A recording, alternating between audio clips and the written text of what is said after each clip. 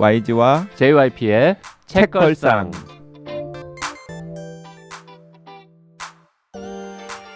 책에 관한 걸쭉하고 상큼한 이야기. YG와 JYP의 책걸상이 찾아왔습니다. YG 강량구입니다. JYP 박재영입니다. 박평 박혜진입니다.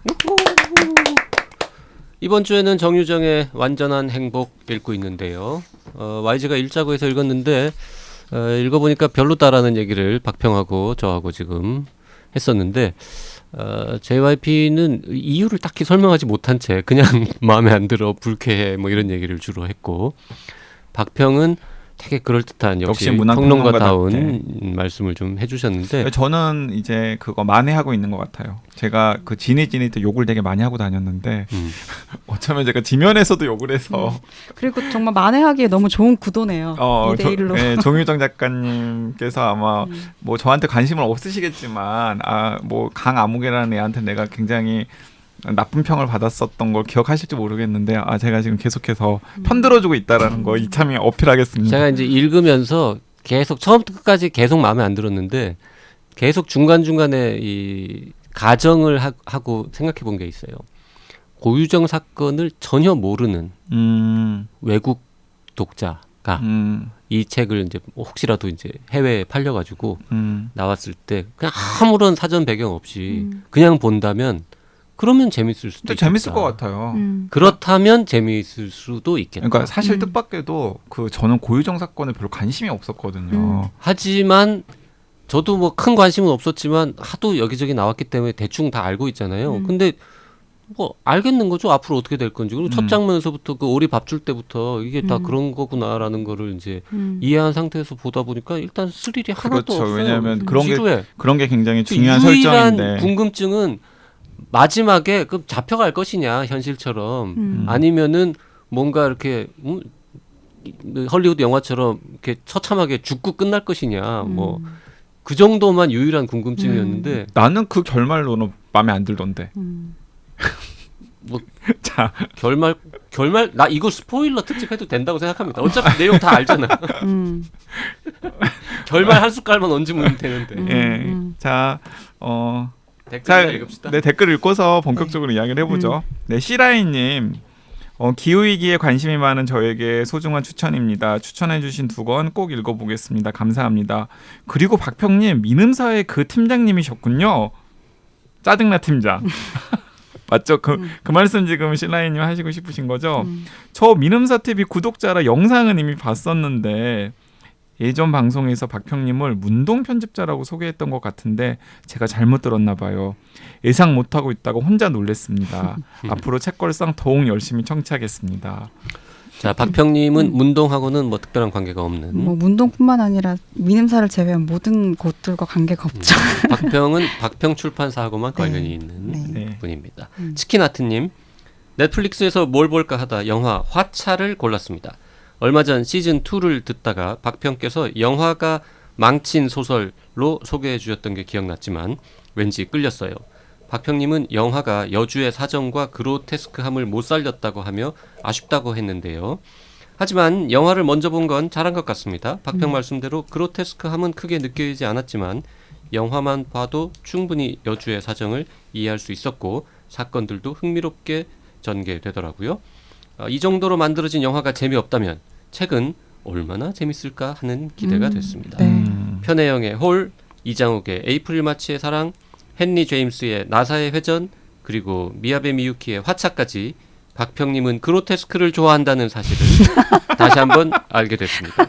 얼마나 그로테스크한지 소설 화차 꼭 읽어봐야겠어요. 그리고 뜬금없지만 박평님 팬입니다. 감사합니다. 네. 책 재밌어요. 소설 화차 엄청 재밌죠. 그냥 영화 화차도 그 정도면 재밌지 않습니까? 또 소설 화차가 너무 재밌기 때문에 비교하자면은 이제 영화 화차가 좀 처져 보이는 거죠. 얼마 전에 영화 화차 TV에서 하던데. 그래요? EBS인가 어디서? 그 미야베 미유키는 본 영화인데도 한참 동안 또 봤네. 또 봐도 재밌죠. 네, 미야베 미유키는 저는 그 라인이 제일 재밌었던 것 같아요. 뭐 화차, 이유, 모방범 뭐 이런. 맞아요. 네. 자, 은로님께서 이장욱 작가의 신작 캐럴을 읽었는데요. 어렵더라고요. 저만 어려운 건가요? 에이프릴 마치의 사랑의 크리스마스 캐럴을 장편화한 것인데요. 1999년과 2019년 그렇게 나눠져서 2명의 남자와 1명의 여자가 나오는데 그래도 단편의 크리스마스 캐럴보다는 나았습니다. 두 남자는 그나마 알겠는데 선우의 존재는 무엇이었을까요? 잠을 자지 않고 꿈을 꾸지 않는 존재? 모든 걸 다 두루 보고 알고 있는 존재인 걸까요? 기묘한 지하 7층이 의미하는 것이 있는 건가요? 이 책 다뤄주실 건가요? 네, 이장욱 작가가 신작을 냈나 봐요. 네, 장편 소설 캐럴이라고 하는 냈습니다. 한번 읽어보고. 네, 저 아직 읽지 못했는데 네. 은노님께서 말씀해 주셨으니까 한번 살펴보고 읽어보도록 하겠습니다. 그 이장욱 작가 캐럴은 제가 서점에서 이렇게 쳐다봤는데요. 일단 놀랍게도 그 굉장히 마케팅 비용을 좀 꽤 쓰고 있는 것 같더라고요. 홍보를 많이 네네네. 하던가요? 서점들에서? 이렇게 서점에 막 잔뜩 쌓여 있고 막 그래요. 그래서 이장욱 작가가 그동안 쓴 책들 중에서 이 책이 좀 약간 대중성이 있나 보다. 꽤 재밌나 보다 이런 생각은 했는데 사실 대중성과는 좀 약간 거리가 있으신 있죠. 분이잖아요. 네. 그래서 있고 이 소설도 좀 있죠. 있어요? 네. 근데 왜 이렇게 마케팅을 하죠? 근데 이게 보니까 문지의 선택이죠. 되게 오랜만에 낸 책인가 봐요. 맞아요. 오랜만에 낸 네. 책이고 8년 만에 신작이래요. 장편 소설 천국보다 낯선 이후에 낸. 그 천국보다 낯선이 민음사에서 나온 책이죠. 아. 네.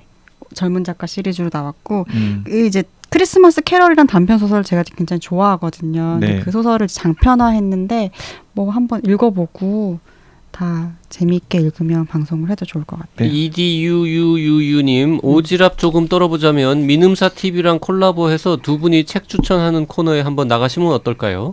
민음사 TV도 제가 보기엔 책걸상이랑 분위기 비슷해서 자연스럽게 엄청 웃기고 완전 유익함. 뒤늦게 알고 푹 빠져서 출퇴근길에 2주간 역주행 정주행 완료.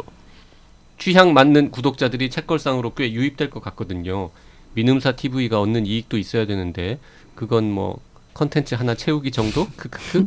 네, 그 민음사 TV에서 저희를 부르지 않습니다. 네, 민음사 TV에서 저희 아저씨 둘 부르지 않습니다. 민음사 TV에 저도 나가지 않습니다. 민음사 TV에는 그럼 누가 나가요? 민음사 TV는 후배 편집자들이 한때 많이 나갔었고요. 지금 마케터들도 많이 출연을 하고 있고, 네, 그렇습니다. 그 민음사 TV에서 불러주지도 않지만 부른다고 해도 나가기 쉽지 않습니다. 우리가 저 출연료가 좀 셉니다. 민음사 TV 출연료가 세지 않을까요? 네, 아무나 막 아무데나 나가고 그러지 않습니다. 네.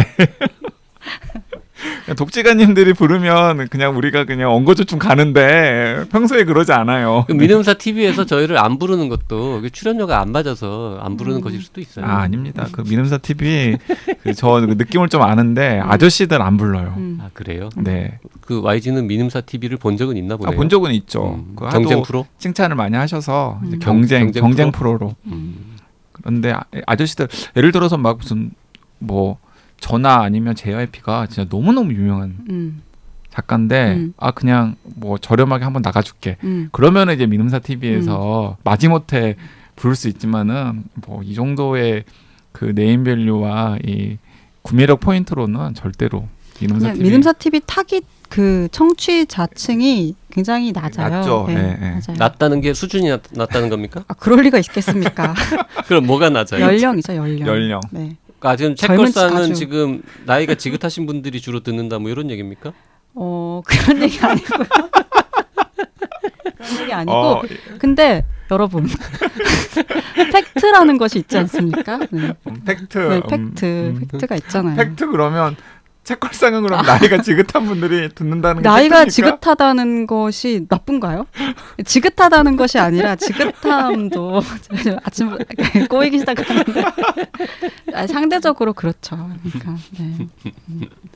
네, 댓글 네. 하나만 더 읽겠습니다. 니은 귀찮아님이 2021년 6월 28일 오전 11시 50분에 남기신 댓글인데요. 의 발음 못하는 YG가 의가 들어가는 제목의 책을 소개하려니 듣다가 자꾸 웃게 됩니다. 크크크. 네, 요거 뭔지 알아? 죄의 궤적이라는. 네, 그 월요일 날에도 제가 소개해드렸던. 네. 자 해보세요. 죄의 궤적. 죄의 궤적. 아니 그 말고 원래 평소 하던 대로. 죄의 궤적. 의기소침. 자, 죄도 어렵고 의도 어렵고 괴도 어려운 네. 발음인데. 어렵네요. 네. 자, 오늘 완전한 행복 얘기할 텐데요. 일단 뭐 온 국민이 다 아는 설정이긴 하지만 그리고 책 초반부터 느껴집니다. 네, 그러니까 처음에 저는 이제 이런 문장 좀 저는 오히려 인상적이긴 했어요. 엄마는 오리 먹이를 잘 만든다. 지유는 만드는 법을 잘 안다. 지유가 딸이거든요. 네. 친딸. 네. 이 엄마는 당연히 그 고유정을 모델로 한 주인공이고요. 그 이제 JYP즘 얘기 잠깐 하자면 이제 이 책을 읽고 방송하자고 YG가 얘기를 했잖아요. 그 들을 때 뭐 재밌다니까 하자라고 얘기를 했는데 지나가는 말처럼 이게 고유정 사건을 모티브로 한 거래라고 얘기를 했었어요. 근데 나 그거 듣자마자 또 까먹었네. 그거 잊어버리기 힘든데. 그죠. 네. 참 신기한 인간이죠. 그래가지고 그걸 까먹은 상태로 요거를 이제 읽기 시작을 했어요. 까먹었어요? 저는 정보가 없이 읽었어요.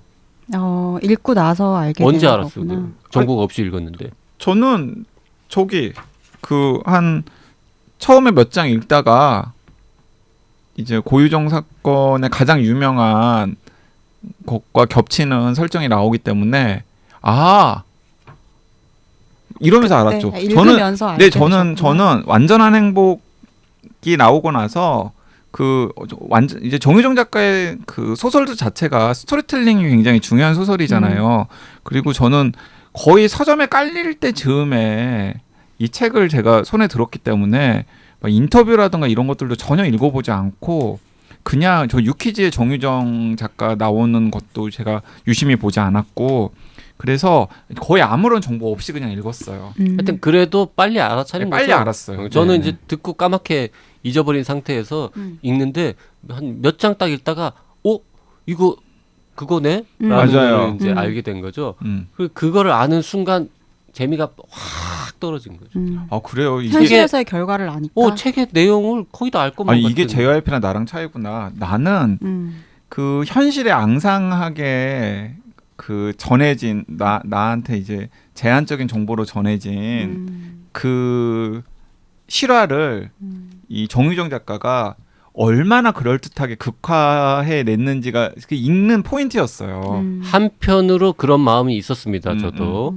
그래서 혹시 기본 설정만 가져오고 나머지는 이야기가 훨씬 좀 이렇게 풍성하게 가면서 뭔가 이렇게 좀 우리가 예측하지 못한 쪽으로 흘러가는 게 있지 않을까라는 기대를 하면서도 아니야 그러기 어려운 내용인데라고 이제 생각을 하면서 쭉 가다 보니까 거의 그냥 우리가 기본 설정은 똑같은 것 같고 그래서 실망했죠. 네.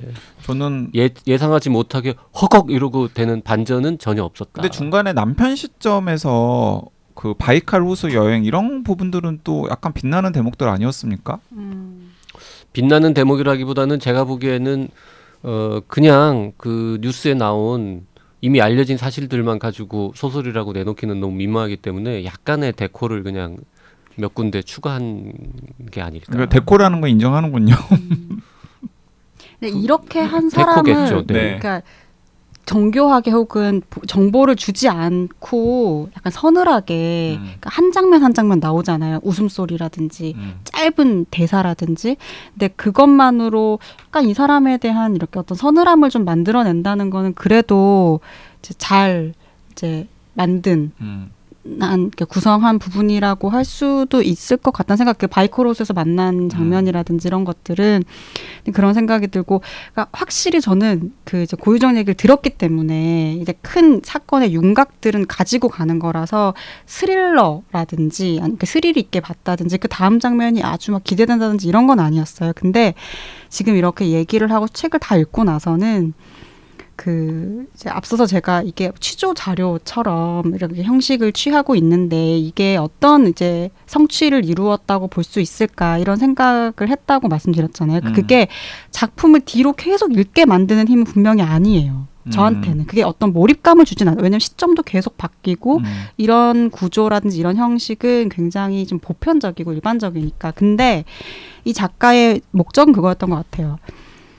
이런 일이 벌어지면 항상 가해자에 초점을 맞춰서 그 사람들을 막 보여주지만 사실 중요한 거는 피해자들이 어떤 방식의 피해를 얻고 받았는지이고 이 사람들이 어떻게 훼손됐는지가 중요한 거고 하지만 그 사람들이 어떻게 훼손됐는지는 아주 소수의 사람들만 알고 있죠. 왜냐하면 그 사람들이 그 피해를 증언받은 뭐 조사한 사람들이라든지 경찰이라든지 형사라든지 프로파일러라든지 근데 그들만이 알고 있는 그 실체를 독자들에게 전달을 지금 해주고 있는 거고 그래서 어떤 우리가 다 화제에 집중 사이코패스면 사이코패스고 뭔가 그 안에서 행동을 해서 사건을 만든 사람의 이야기가 아니라 그 표면으로는 볼 수 없는 피해의 이야기들을 계속 보여주고 있고 이걸 통해서 이제 이야기하려고 하는 진실들을 작가는 탐구를 하고 있는 것 같아요. 그래서 그게 뭐 아이의 시점으로도 나오고 남편의 시점으로도 나오고 이런 시점들을 계속 반복하다 보면은 어떻게 한 인간들이 망가졌는지 언니의 시점으로도 언니의 나오고. 시점, 현 남편의 시점. 그러니까 세 명의 시점이죠. 그러니까 주로 이 소설의 이제 중요한 화자는 세 명인데 하나는 딸, 그러니까 친딸, 그리고 이제 언니, 그리고 현 남편, 네, 전 남편이 아니라 네, 현 남편.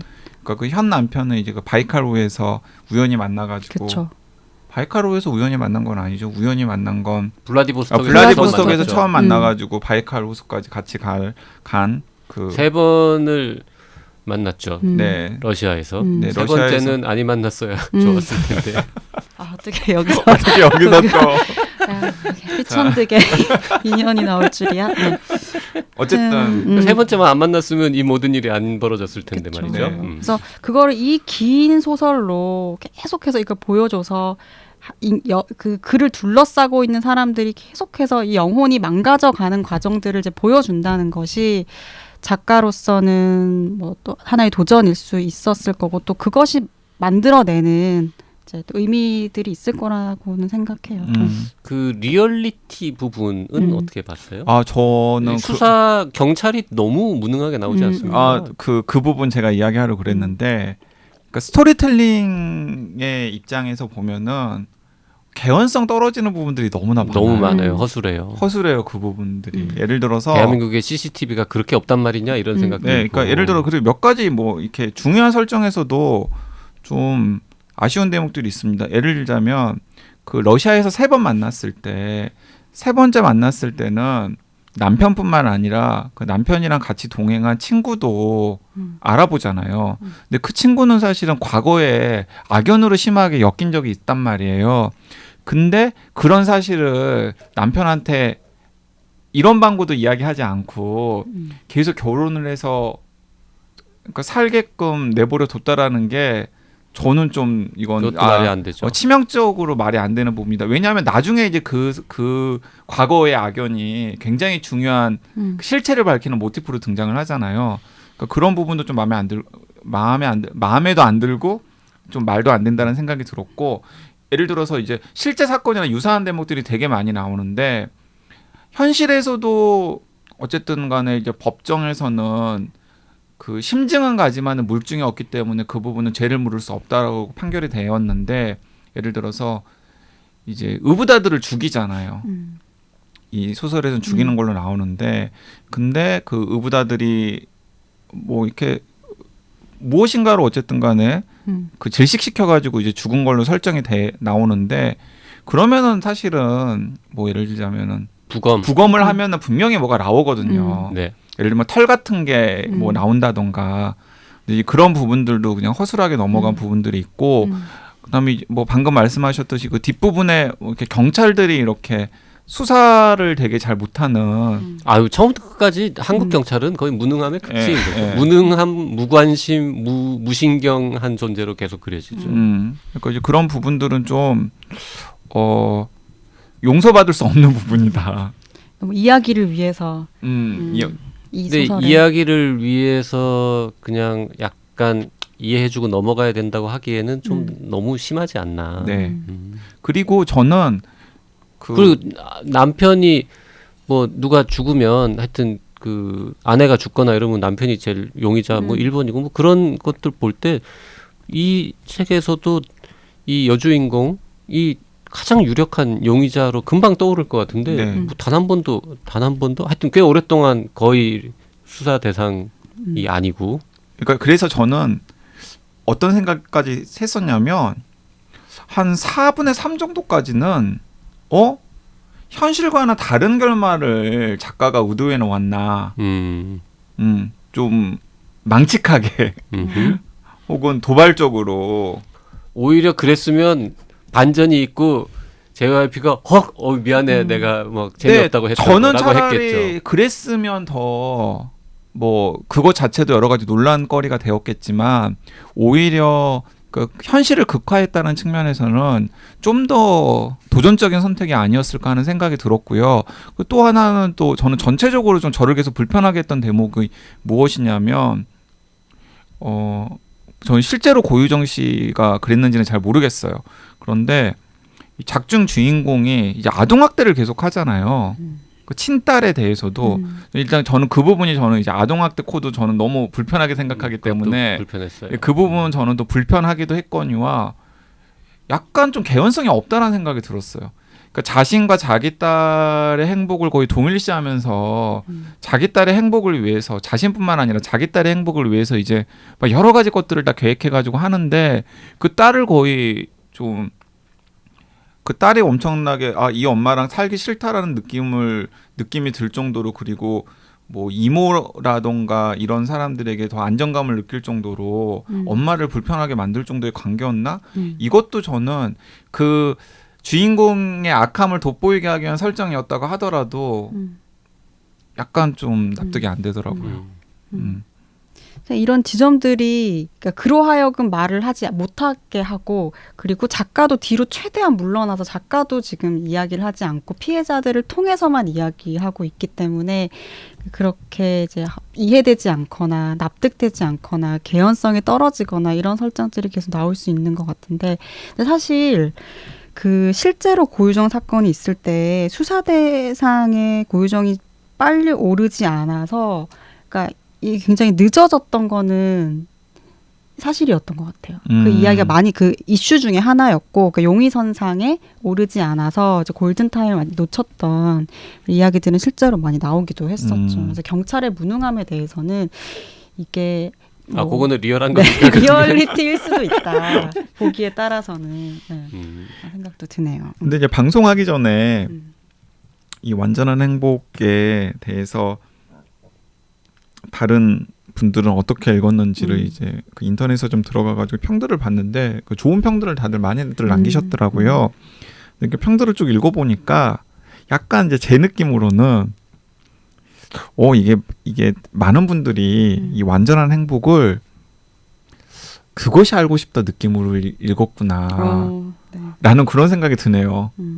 그런 것 같더라고요. 예. 그것이 알고 싶다 느낌으로 읽으셨던 것 같아요. 그러면은 좀 이해가 되긴 돼요, 인기가. 그러니까 왜냐면 고유정 사건의 실체 이해가 안 갔던 그 사람은 도대체 왜 그런 거야? 무슨 일이 벌어진 거야?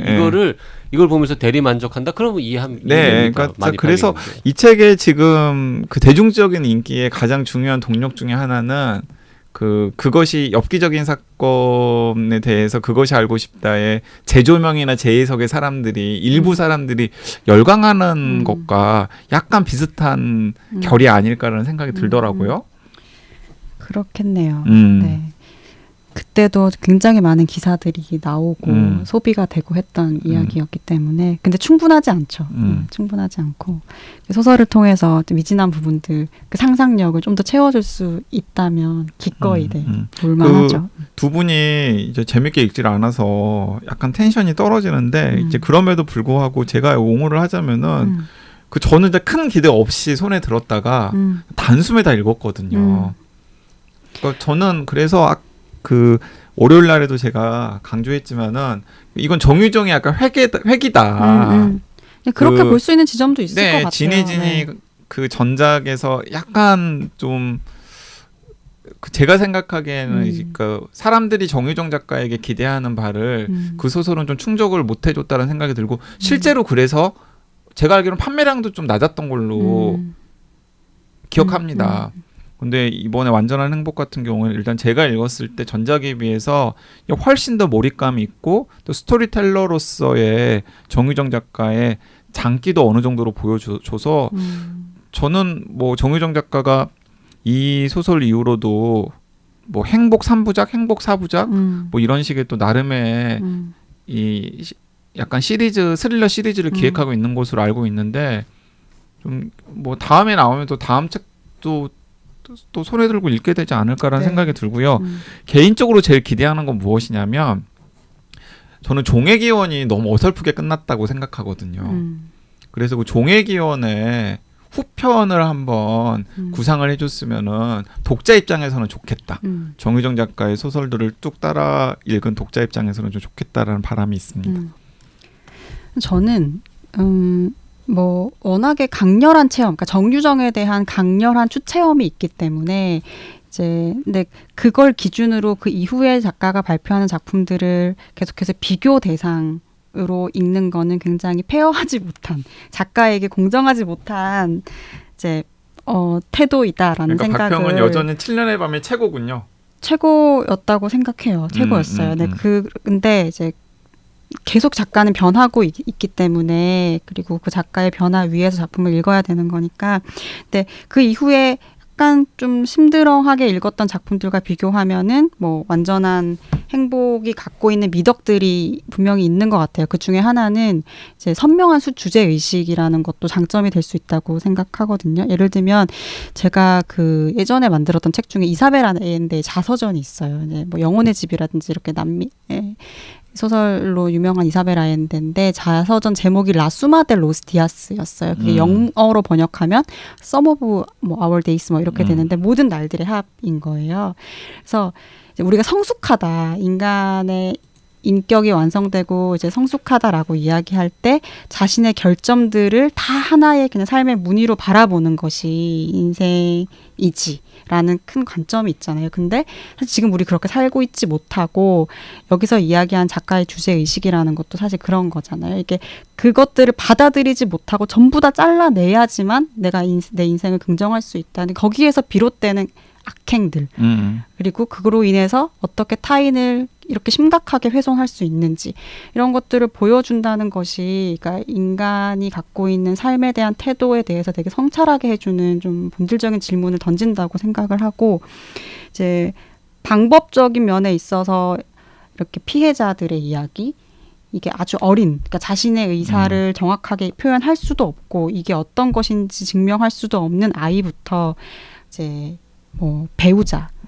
계속해서 정신적으로 착취를 당하면서도 매혹을 느낄 수밖에 없는 그런 배우자라든지 그러니까 가족들이 어떻게 가장 취약한 피해자가 될 수 있나라는 거를 이 규모로 쭉 밀고 나간다는 것이 또 하나의 도전이자 정유정의 새로운 성취이지 않을까라는 생각이 들고 이쯤까지 읽고 보니까 아 나도 이 정유정을 7년의 밤에서 놔줘야겠다는 생각이 들었어요. 그러니까 계속 거기에서 붙잡혀서 정유정을 자꾸 그 기준으로 보지 않고 이 작가가 변화하고 있는 그 과정들을 좀 객관적으로 보고 좀 이렇게 평가를 해야 좋지 않을까라는 생각이 좀 들었습니다. 놓아주세요. 이제. 놓아드리기로 했어요. 네. 실제로 일어난 사건, 뭐 아주 큰 역사적인 사건 이런 거 말고 요런 그냥 범죄 사건 하나를 가지고 이렇게 비슷하게 거의 똑같은 플롯으로 장편을 쓰고 이런 사례들이 흔히 있습니까? 별로 없는 것 같아요. 별로 없죠. 그리고 이렇게 많은 사람들의 관심을 받았던 작품을 있다 한들 되게 뭐 반응이 뭐 시원찮을 것 같은데 요거는 왜 인기가 있는 걸까요? 그냥 전작들이 워낙 잘 돼서 그런 걸까요? 고유정 사건이라는 게 뭐랄까 그 실체가 우리에게 드러나지 않았다고 저는 생각해요. 네, 그리고 물음표를 많이 던지는 사건이잖아요. 그 알 보는 심정으로 보는 거다. 거다. 그 알 보는 심정으로. 그래서 제가 아까 그 알 보는 심정, 그것이 알고 싶다 보는 심정으로 평소에 소설을 즐겨 읽지 않는 분들까지도 보게 돼야 사실은 베스트셀러 2위에 오르는 거잖아요. 그렇죠. 소설이 그런 게 아닐까라는 싶고 그런 면에서는 뭐 아쉬운 부분들이 없지 않지만은 저는 또 정유정 작가가 또 정유정 작가의 장기를 한번 발휘했다라는 생각이 들어요. 예를 들어 정유정 작가가 아니면 한국 작가들 중에서 누가 지금 이 시점에 그 고유정 사건을 모티프로 이런 스토리텔링을 만들 생각을 했겠습니까? 이제 아쉬운 점이 없지는 않지만 그리고 저는 뭐 전작들과 비교를 했을 때 이제 박평은 7년의 밤과 비교를 하지만은 저는 이 작품이 그렇게 처지나 이런 생각이 오히려 들었고 오히려 다음에 정유정 작가가 다시 도약할 수 있는 좀 약간의 발돋움할 수 있는 이런 받침을 마련해준 소설이 아닌가라는 생각도 듭니다. 그러니까 그 고유정 사건이 사람들에게 무엇을 주었나 보다 사실 무엇을 주지 못한 부분들이 더 많은 것 같아요. 그러니까 질문만 던지고 사실은 해답은 별로 주지 못한 사건일 수 있잖아요. 몇 가지 드러나는 팩트들이 있죠. 결과들. 근데 이제 거기에서부터 시작된 소설이라고 본다면 그때 우리에게 어떤 주지 못했던 대답 그리고 어떻게 보면 정확한 질문을 주지 못한 걸 수도 있죠. 우리가 그 사건에서 무엇을 물어야 되는 건지. 근데 정유정은 이제 질문을 찾아냈죠. 거기서. 그게 아마 이 작품을 쓰고 우리 한국 사회에 던진 뭔가가 있다면 그 지점일지도 모르겠다는 생각이 들어요. 그리고 지난 시간에 그 JYP가 이런 얘기 했잖아요. 고유정 사건에 대한 정보가 전혀 없는 외국 독자들이 이 소설을 읽으면 굉장히 충격적인 스토리로 받아들일 수 있다라고 이야기를 했는데 진짜 그럴 수 있어요. 이 작품이 해외로 번역이 되어가지고 해외에서 할리우드 영화로 만들어질 수 있는 뭐 할리우드 영화로 만들어지거나 아니면은 그 뭐 뜬금없이 외국의 그런 스릴러 문학상 같은 걸 받을 수도 있어요. 네, 맞아요. 한번 저는 그 정유정 작가의 다음 작품이 나오면 JYP는 지금 딱 표정 보니까 지금 계속 마음에 안 들고 다음 작품 나와도 절대로 안 읽겠다 이런 표정인데 저는 한번 또 펼칠 것 같습니다. 얘기를 하다 보니까 또 미덕들 좀 흥미로운 부분들 작가가 도전하고자 했던 부분들 이런 것들에 대한 인식이 또 새롭게 되는 지점들도 많이 있는 것 같아요. 뭐 일단 외국에는 뭐 전작들도 다 팔렸으니까 팔릴 것 같고요. 뭐 영화화 될 수 있다거나 뭐 이런 면에서 다 좋아요. 근데 하여튼 그 실제 사건들을 자꾸 연상시키고 작가는 작가의 말에도 굳이 나는 정말 기본적인 모티브만 가져왔고 내용은 다 내가 창조한 거다라고 써놓으셨던데 그렇게 말하기에는 조금 더 많이 가져온 게 아닌가 하는 마음이 좀 들고요. 네. 다음 책을 또 읽을 거냐는 YG가 완전한 행복보다 요게 낫다. 네. 요거 읽고 방송하자고 하면 읽을 거고 뭐 그런 이야기가 없으면은 안 읽을 것 같습니다. 아유, 빨리 쓰셔야 되겠네요. 네, 알겠습니다. 이번 주에는 정유정의 완전한 작가의 행복. 화제작 완전한 행복. 이게 아무래도 화제작이다 보니까 책걸상 그 애청자들 아닌 분들도 유입되어 가지고 많이 들을 수도 있겠다라는 생각도 그래요? 사실 드는데 그럼 또 악플 달리겠네요. 악플도 달릴 수도 있고 근데 원래 책걸상 컨셉이 이렇습니다. 네, 책걸상 처음 들으신 분들, 특히 또 정유정 작가님 팬분들, 그냥 우리가 정유정 작가를 뭐 괜히 말 꺼냈다. 괜히 말 꺼내셨네요. 소설이란 게 원래 그런 겁니다. 그거 편집해. 저 부분은 그냥 빼. 악플 뭐 이런 얘기 다 빼버려. 네. 다음 주에 더 재미있고 흥미로운 책으로 찾아오겠습니다. 감사합니다. 고맙습니다. 감사합니다.